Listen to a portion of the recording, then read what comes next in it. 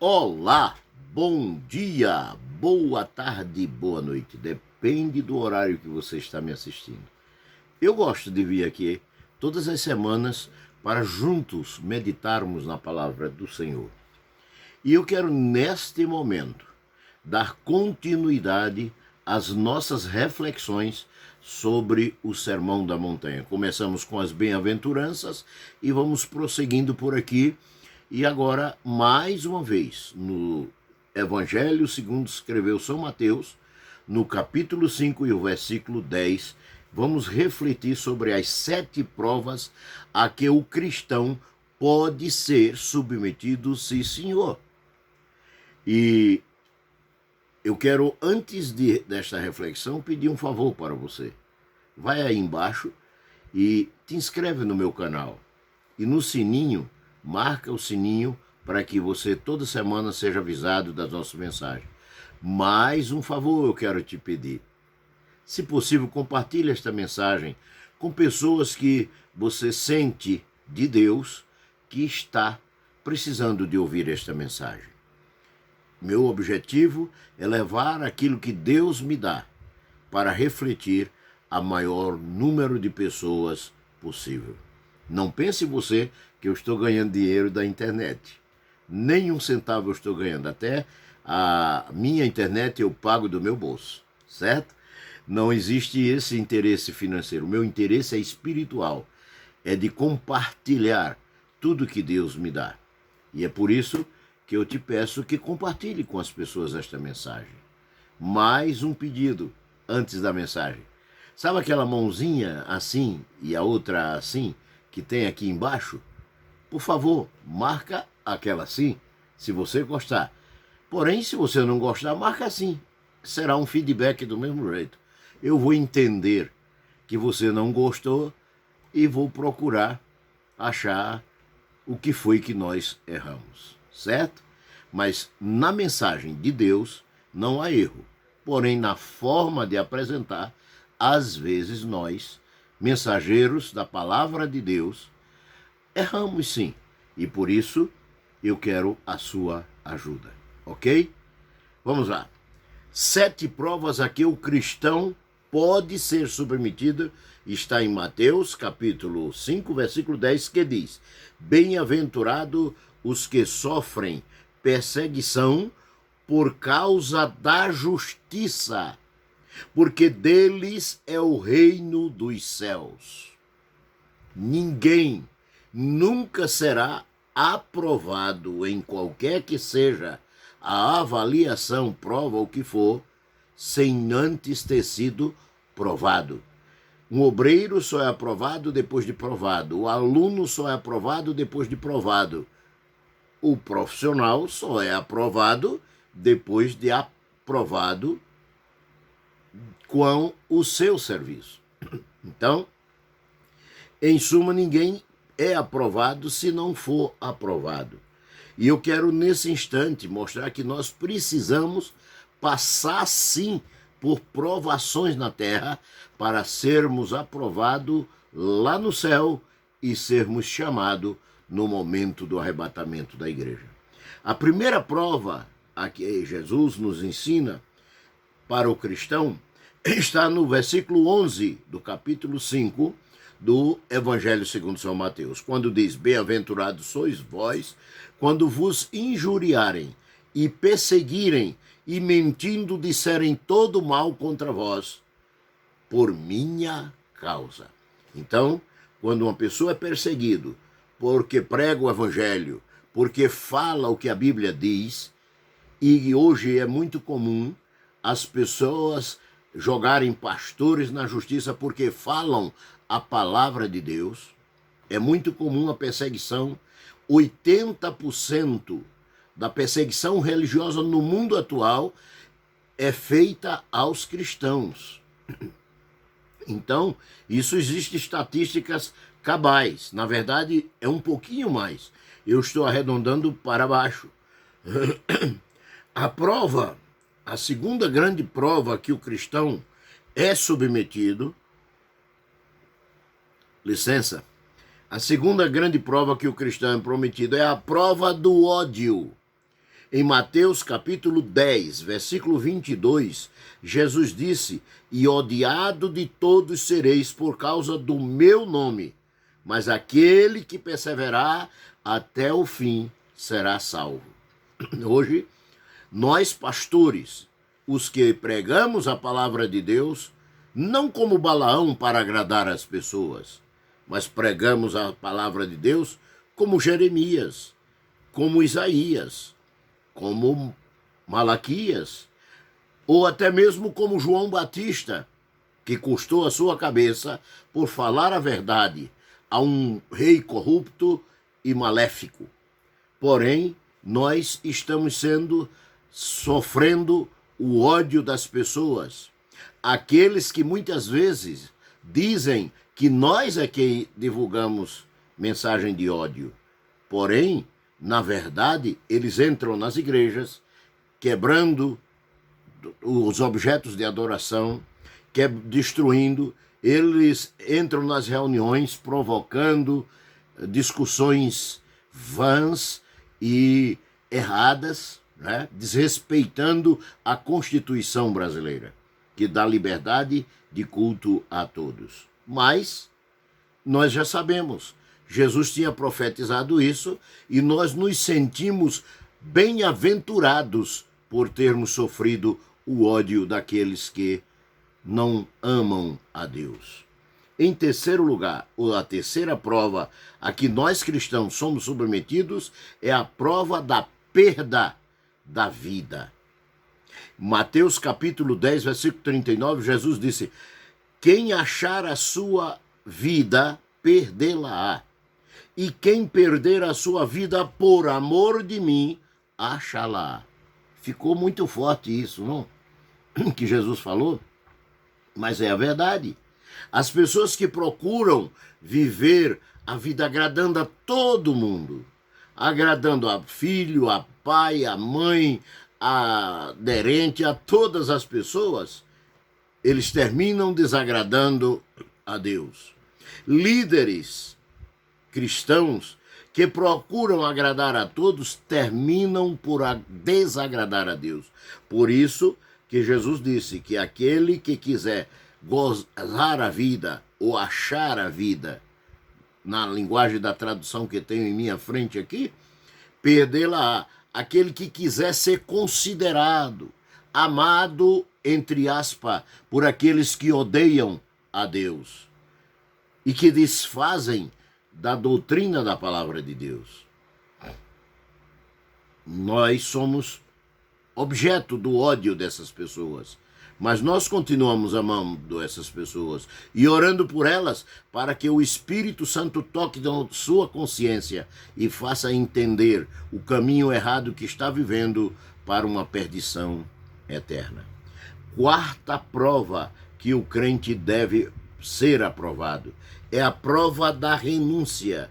Em Mateus 19, 21 e 22, está escrito o seguinte: "Disse Jesus: se queres ser perfeito, vai, vende tudo que tens e dá aos pobres, e terás um tesouro no céu. E vem e segue-me." E o jovem, ouvindo estas palavras, retirou-se triste, porque possuía muitas propriedades.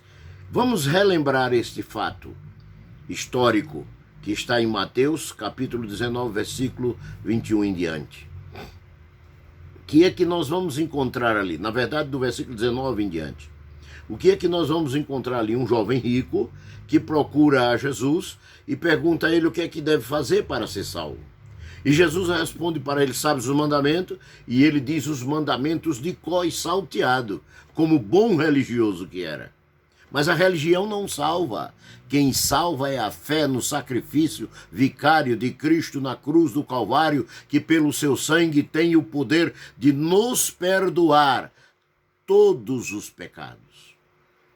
Agora, este jovem ouve Jesus dizer: "Agora eu vou fazer um teste com você para ver se vai ser aprovado. Vá, venda tudo que você tem, dê aos pobres e você vai ter um tesouro no céu." E ele disse: "Não, peraí, eu sou um cara rico, filhinho de papai", como diz as pessoas, né? Então, eu não vou perder tudo assim. E retirou-se triste. Na verdade, Jesus estava apenas fazendo um teste com ele. Jesus queria ver até que ponto chega a nossa renúncia. E saiba você que todos nós, quando queremos com sinceridade a salvação, somos provados pelo próprio Deus na nossa renúncia. E somos provados também pelo mundo e pelo diabo, que nos tenta no orgulho, na vaidade, na presunção, para ver se somos ou não, se temos ou não renúncia e somos ou não humildes. Veja bem, a quinta prova que nós somos submetidos, a prova do sofrimento. A semana passada, nós refletimos sobre a importância de sofrer por amor a Jesus. Se você perdeu, é só chegar no meu canal aí e procurar, que você vai achar na playlist de quinta-feira, você vai achar a mensagem que estou falando. A importância de sofrer por amor de Jesus. Atos capítulo 9, versículo 16, a palavra de Deus disse que certa vez havia um homem que perseguia os cristãos, se chamava Saulo, e Jesus teve um encontro com ele no caminho de Damasco, e ele se converte, fica cego, e Jesus fala com um dos seus discípulos em visão, chamado Ananias, e Jesus chega para ele e diz: olha, vai agora à rua chamada direita, e lá está Saulo, e ora por ele. E Ananias, com medo, logicamente, ele disse: mas Senhor, esse homem, o que eu ouço dele é que ele persegue, mata os cristãos. E aí Jesus diz para ele o que está registrado no capítulo 9, versículo 16 de Atos dos Apóstolos: eu lhes mostrarei quanto deve padecer pelo meu nome. Então, o perseguidor se converteu, Ananias foi, orou por ele, ele foi batizado no Espírito Santo, torna-se o grande apóstolo São Paulo, de Saulo passa a ser Paulo, e consequentemente, passa a ser perseguido e sofre, chegando a ser tirado quase como que morto. Por quê? Porque o sofrimento aperfeiçoa o amor, a dedicação, a confiança, a esperança.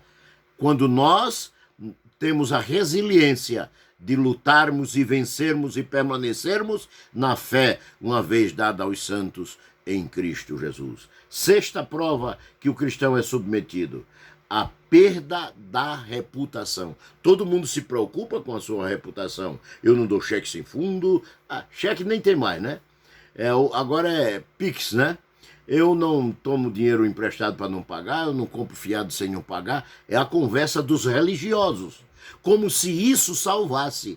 Mas o que Jesus espera de nós não é a preocupação com a reputação. Até porque o apóstolo São Paulo, esse que nós falamos há pouco, no 1 aos Coríntios, no capítulo 4, versículo 10, ele diz: nós somos loucos por amor de Cristo. Que reputação tem um louco? Vós sábios em Cristo. Aí ele diz: nós fracos. Que reputação tem um fraco? Vós fortes. Vós ilustres. E nós vis. Uma pessoa vil é uma pessoa que não tem expressão nenhuma.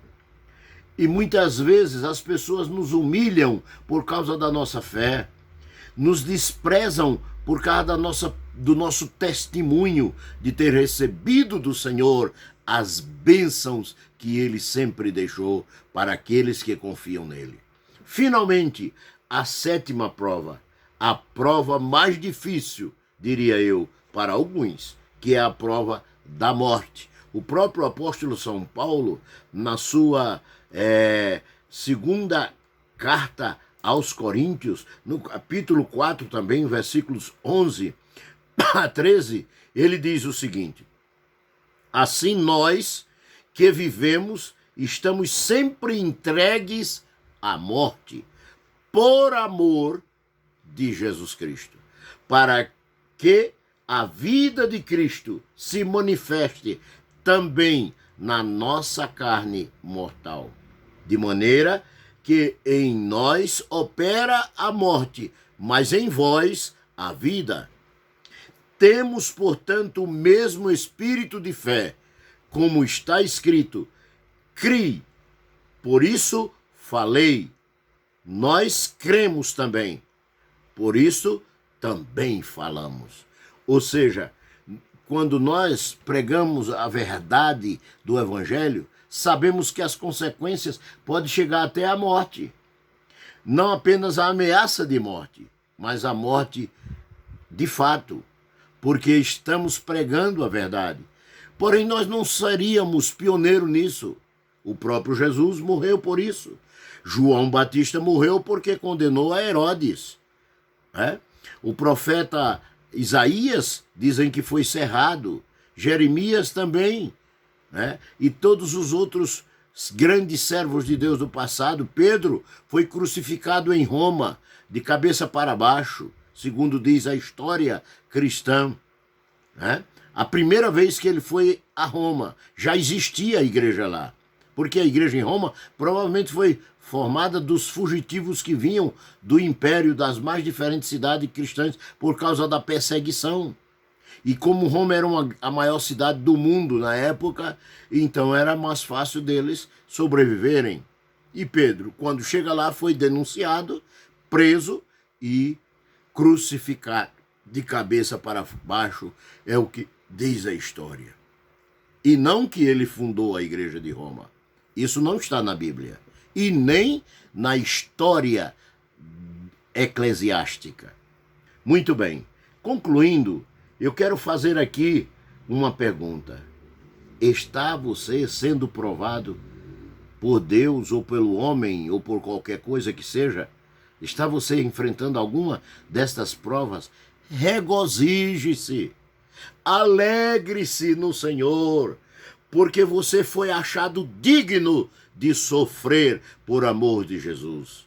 E se você vencer, você será aprovado pelo Senhor e estará no céu, com certeza, através da fé em Cristo Jesus.